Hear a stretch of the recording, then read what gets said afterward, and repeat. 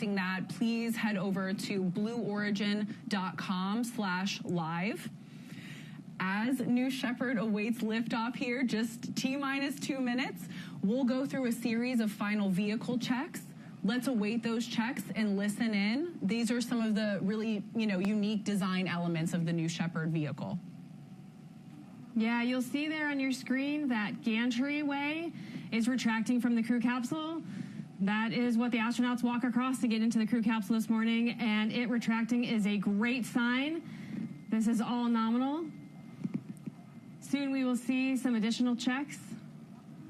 Let's stand by and take a look.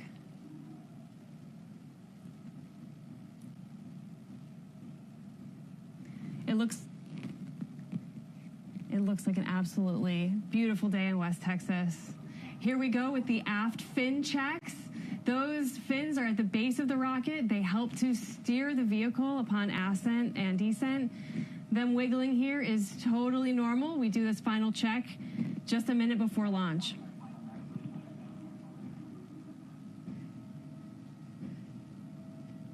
You'll see New Shepard breathing here. In the final minutes, we're handing over to the vehicle for, the last couple seconds here. We'll see the engine nozzle gimbaling, perhaps. This is also a very nominal check. Make sure that we can maneuver the rocket up and down today. We're also keeping an eye on pressures and temperatures in that propellant tank. We need both of those in the green zone today for launch.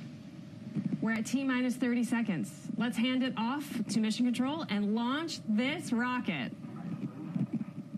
Tap off, temp low. Looking to proceed. This is thermal.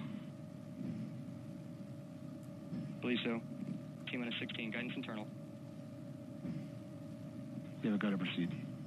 T-minus 10, go to proceed. 9, 8, 7, 6, 5, 4, command engine start.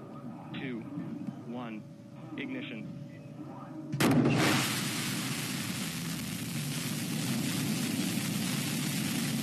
Liftoff.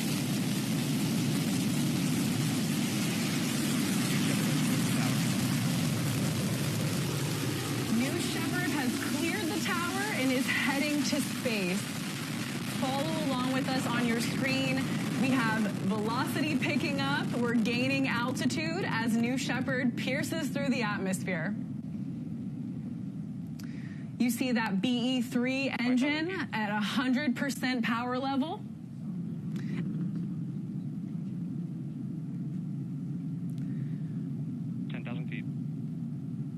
New Shepard is approaching max Q here soon, where the aerodynamic stress on that vehicle is at its max.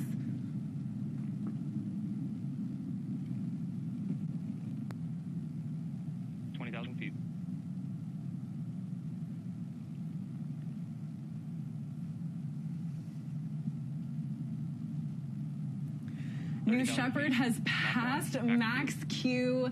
BE-3 is pushing back up to 100% as the atmosphere gets thinner and higher. 40,000 feet. Yeah, right now the astronauts are experiencing increasing Gs. This is going to increase from 1 to 3 Gs here. That's 3 times your weight pushing you down into that seat as you launch to space. Quite a ride.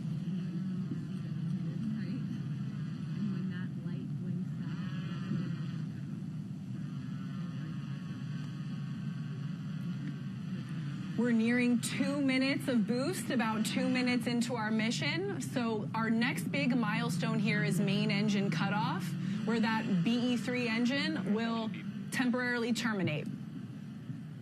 2 minutes negative MDF.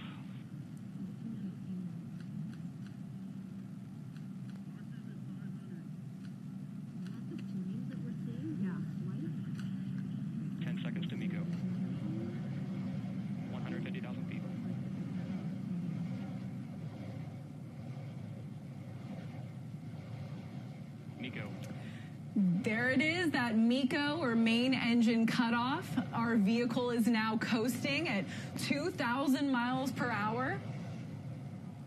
Coming up here soon, we'll have the separation of the crew capsule from the booster And what do we have there, Alice? On the bottom of our screen, we have our 0G indicator.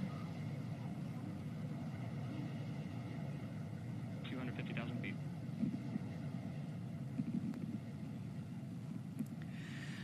You can see it in the center of your screen. Separation is confirmed.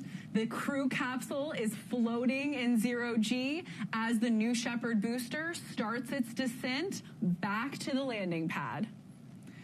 An absolutely huge congratulations to all 6 of our crew. They are officially astronauts.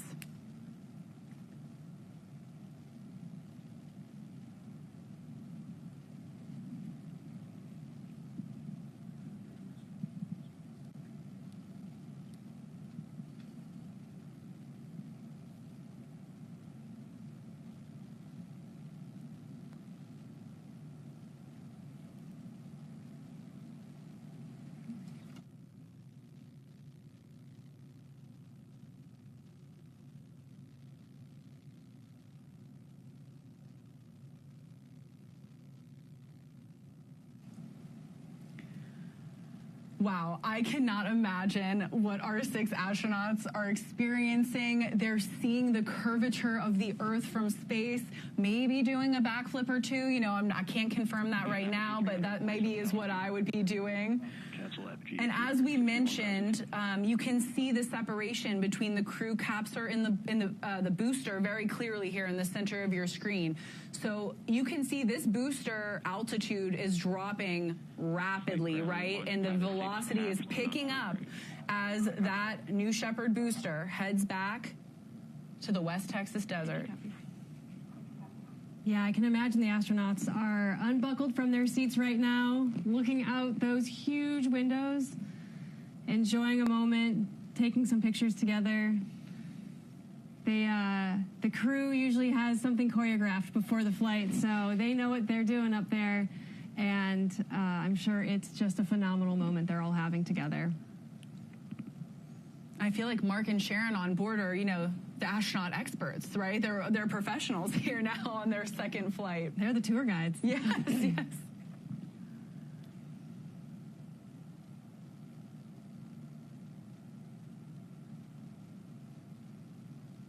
We can really see that booster coming back down now. We're at just around 260,000 feet for that booster.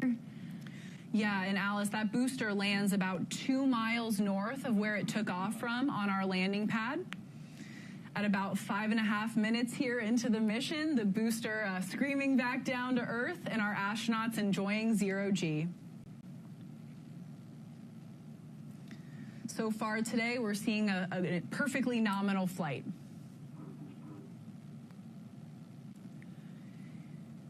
And again, today is our NS-28 mission. It's our 9th human flight, but this booster you're seeing head back to Earth here has flown 12 times.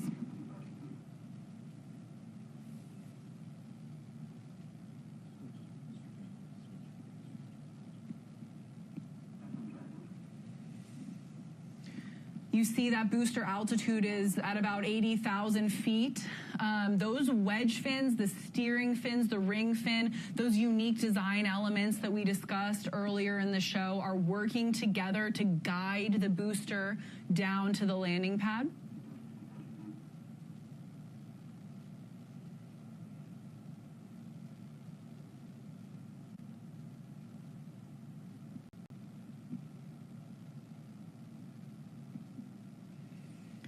Soon here we'll hear that sonic boom. There go the brakes. Our speed will start pretty rapidly decreasing here. Standing by for that BE-3 engine relight.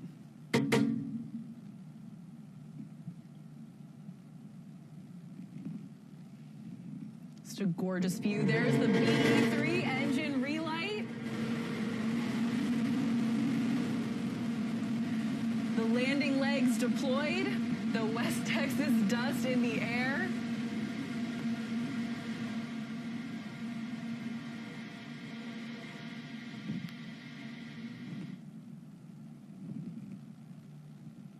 And touchdown.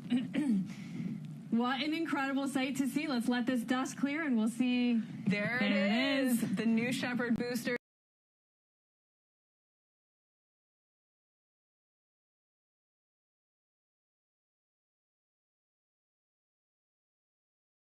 Yeah, the booster return is truly one of our proudest moments at Blue because it really does show the incredible engineering and all the hard work that's gone into bringing a rocket safely home from space. And that rocket is ready to be reused. Again, you know, we, like you said, Alice, the booster touchdown is, of course, one of the proudest moments. It's, you know, an amazing feat of engineering, but our show and our mission are not over. As we mentioned before, you know, the shape of that crew capsule causes it to descend significantly slower, of course, than the booster here. So our astronauts at this point are buckled into their seats. They're headed back down, and we'll check in with them shortly.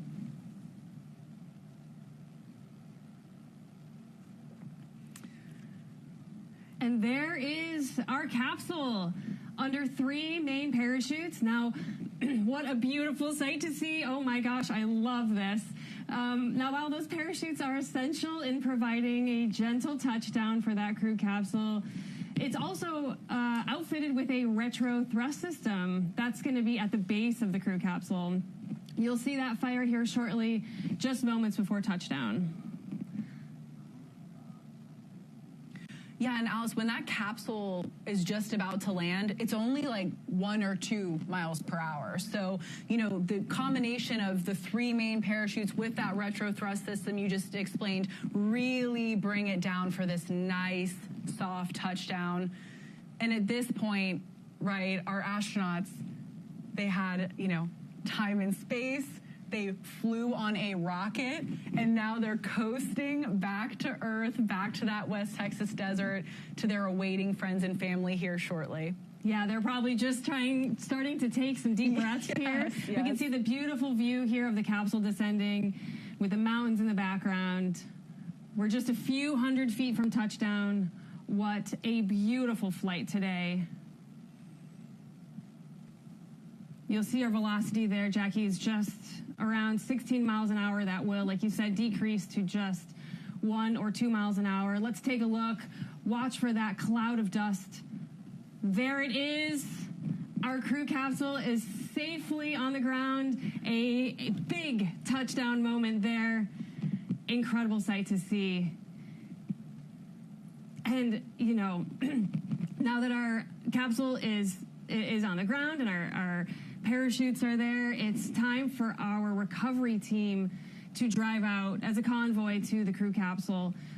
They're going to do a few things before we have the crew step out. They're going to safe the vehicle. We'll have crew member 7 walk around and get some big thumbs up and smiles from all the astronauts.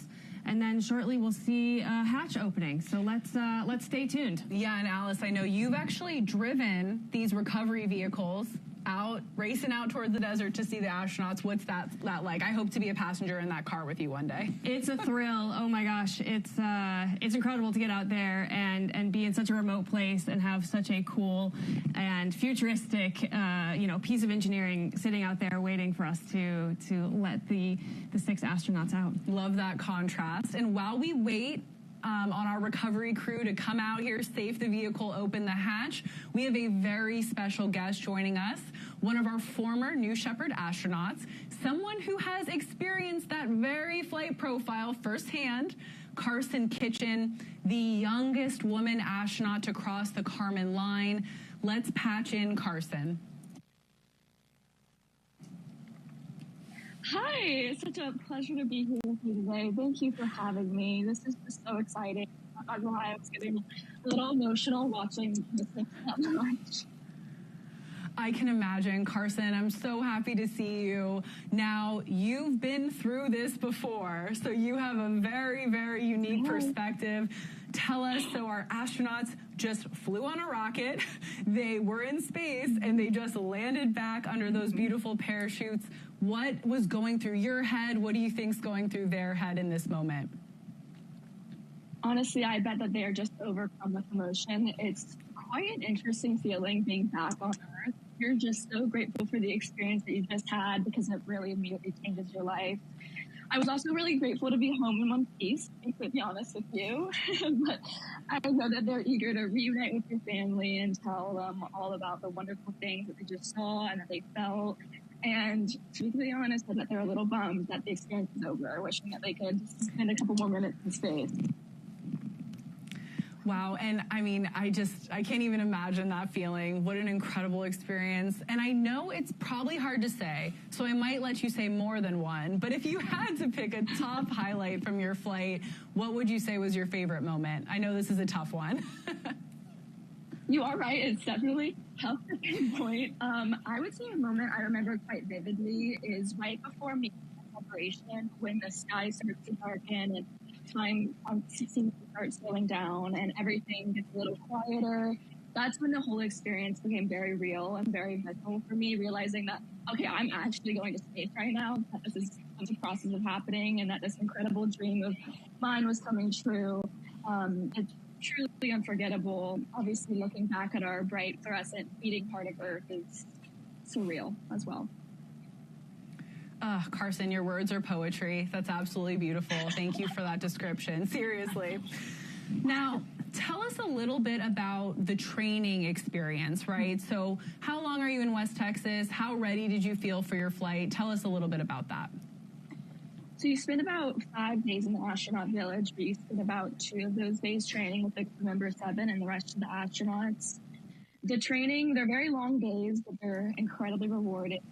The biggest takeaway I got from training is that you succeed and that you fail as a team. Obviously, each person is responsible for playing their part, but we're also responsible for looking out with one another. And training is about preparing for mission success, but it's about working team. Well, I hope to someday go through that astronaut training experience. Now, we often hear that crews on New Shepard become very tight-knit. Can you tell us I'm so sorry, coughing. Can you tell us a little bit about that? Yeah, so since we do work on during training, we become very close, very closely. We all have this shared bond of wanting to go to space. We can kind of skip past the small talk and dive deep into our own personal lives kind of quickly. And going to space is such a deeply personal and unique experience, but sharing it with your crew creates this almost indescribable bond. The rarity of such a journey, and witnessing firsthand how vulnerable it is for each of us, transforms each of us, kind of forges this unbreakable connection, almost like family. So my crew and I, we still stay in touch. We share updates on all the exciting things that happen in our lives, and I'm sure that we'll play an important role in each other's lives for quite a long time. Well, Carson, I have a very important question for you because I can't imagine what it's like. What was it like going to space, being the youngest woman ever to cross the Kármán line, and then you had to go back to school? Can you tell us what that was like? Okay, so going back to school was definitely a transition, I believe. I remember taking a test after going to space and being like, this is so stupid. I cannot believe I'm not taking a test.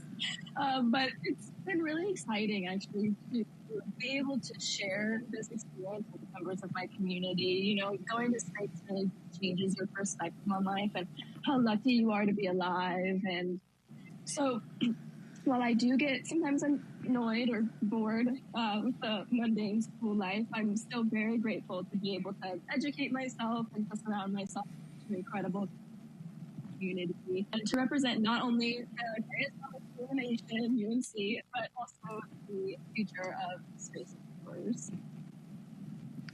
And now you told me a little bit about how you started a club at school, and I know you've mentioned your exciting nonprofit. Can you tell us about that? It's so special that you're giving back to inspiring this next generation, especially young girls. Absolutely. So I founded and I currently serve as the president of the Carolina Astronomy Association, which I'm proud to say is the only astronomy club here at UNC. And so we're a purely interest-based club, so there's no required background knowledge of astronomy or physics needed. We try to make learning about space and astronomy very immersive and very fun because I've learned that if you do put a prerequisite of knowledge, people can be very reluctant to join, and it can be very intimidating for them. So we do a lot of fun activities, and it's great to be able to share my experience with all of the members about what going to space was like, what the training was like. But I did also found an organization called Orbital. It aims to inspire and motivate young women to pursue opportunities in the space industry. And so we also provide resources for young women to find unique pathways into the industry. The core mission is to highlight all the unique, incredible ways that contribute to the field and to provide outreach to demystify the process of it. Well, thank you again. Truly, the impact that you're having back on Earth after this monumental experience in your life, like, it's just so special. So thank you for everything you're doing. And you have one other very special little treat about this space flight. You and your dad, Jim, both flew on New Shepard. So what is it like, this father-daughter astronaut duo? Like, I imagine, like you said, you're probably the coolest family in the neighborhood. Tell me about that. So it is a very special connection. You know, it's one thing to talk to an astronaut about their experience, but it's a completely another thing to talk to my father, someone who is so close in my life, and to be able to reflect back on our experiences together, because we do have this once in a lifetime bond, and it allows us to kind of walk through this new life together and to discuss how going to space changed each of us on such a personal and intimate level. And, you know, I was able to see my father, someone who is a role model in my life, go to space and see firsthand how that changed him. And now that I've gone to space, he's able to see how it's changed me, and he's seen me flourish as this new person. So it's kind of an ineffable connection, honestly. But I'm sure that Mark and Sharon also understand that connection. But needless to say, we're definitely going to have a very interesting Thanksgiving this year. An interesting Thanksgiving indeed. Well, Carson, thank you so much. It was so great to talk to you. Thank you for sharing these unique experiences, and we're so proud of everything you're doing. So thank you. Thank you, Jackie. I hope you two have a great day. Thank you.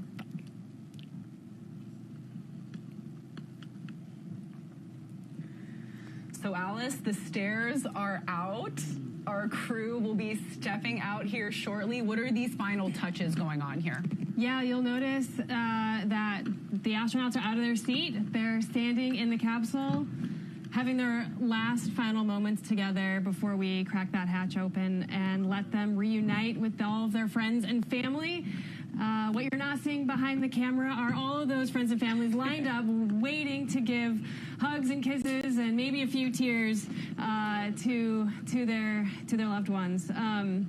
Right there, you'll see CM7, crew member 7, Sarah Knight, making sure the stairs don't wiggle too much. We wouldn't want that. That's a good test there, Sarah. That was a great test. Looks pretty stable. You'll notice workings in the background. We work to safe our parachutes. Those parachutes are reused after each flight, and we make sure that those are all clear so there's no tripping. And it looks like we're about to open the hatch. Let's stay tuned.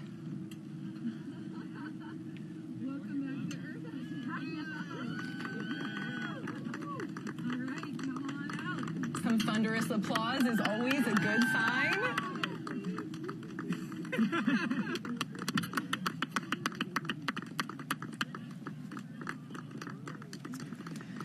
Welcome back to Austin. Welcome back again to Mark. Oh, that's a pretty unique flag. A second spaceflight flag is a small and elite group.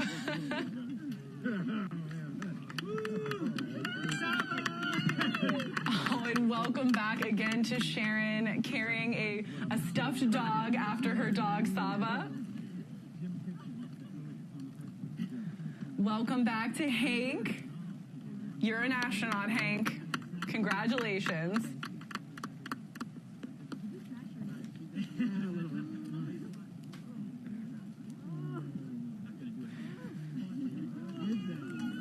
Welcome back to JD, astronaut JD Russell.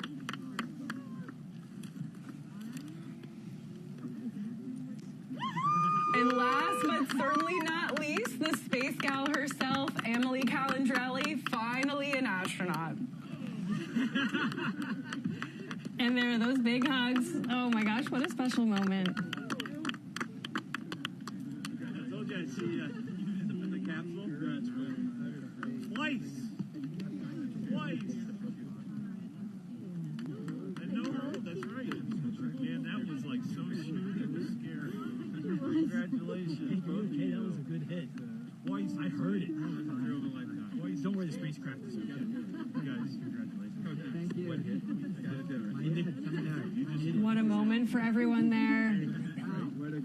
Celebrating. They just got back from space, and quite frankly, they probably don't have much to say. Those moments will make you speechless. It will take.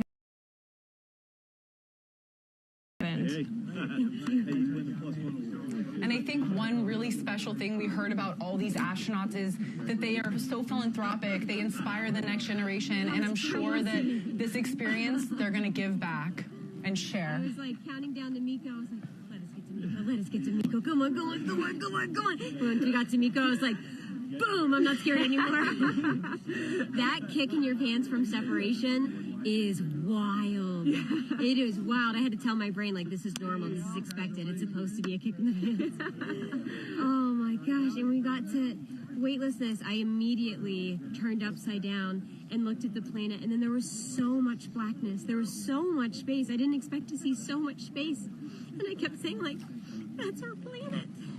That's our planet. It was the same feeling I got when my kids were born. And I was like, that's my baby. That's my baby. And I, like, had that same feeling where I'm, like, seeing it for the first time. It was beautiful. It was beautiful. That's incredible. Yeah. Oh, my God. Thank you. Yes. Thank you. We did it. We did it. We did it. We did it. Oh, man. I'm the 100th woman in space. You're the 100th woman in space. Oh, what a ride. What a ride. Amazing. So when do you come down from this? Like months later, years later? I don't know. You'll have to tell me. Yeah. Oh, wow. That was crazy. Thanks, Emily. I love you. For sharing it with us. Thank you. Oh.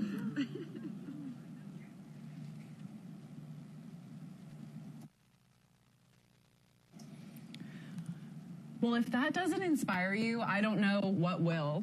That raw, emotional, incredible, experience that Emily just shared. So touching. Beyond Let's tune in. I expected before, and it's perspective that adds to the mission that I'm on to combat hate and anti-Semitism, and seeing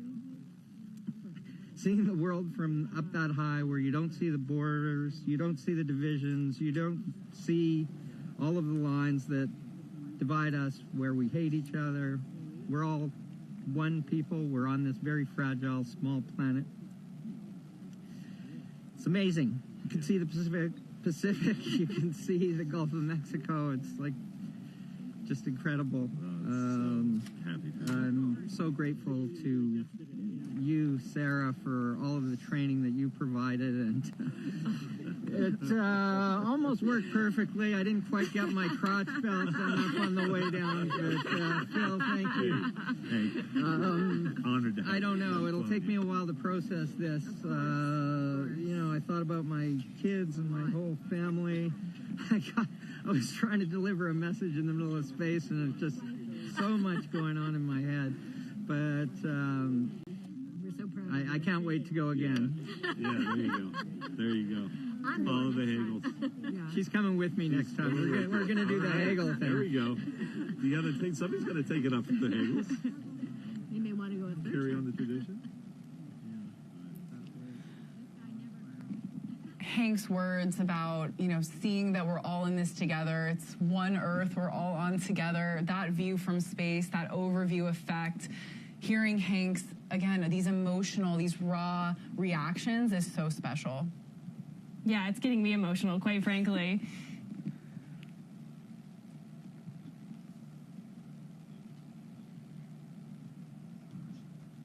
It was great. It was amazing. Yeah. I didn't get sick, so I'm very thank you for all that training. You're welcome. How was the view? The view is amazing, and I can tell you there's really nothing ever in the world like going into space. When you cross that Kármán line, as you come up to it, you really see nothing, and then you're into nothing, and the stars are going, and it's beautiful. Yeah. That's awesome. Well, thanks for coming and flying with us. Thank you for all your work in the training. I really appreciate it. Of course. You did a great job on this. It's been a pleasure. The pleasure's all mine. Thank you.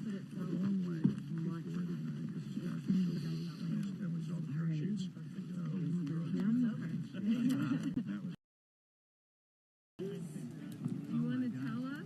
What an incredible day. What an incredible day for all of us, especially those 6 astronauts that we just heard from on board today's flight. It was an absolute honor to fly you to space. If you would like to follow in the pioneering footsteps of these astronauts and purchase a seat on a future ride to space, visit blueorigin.com and click on that big Fly to Space button. Your own journey to visit the Kármán line is closer than you think. Yes, Alice, that Fly to Space button, it's very direct. Click here, Fly to Space.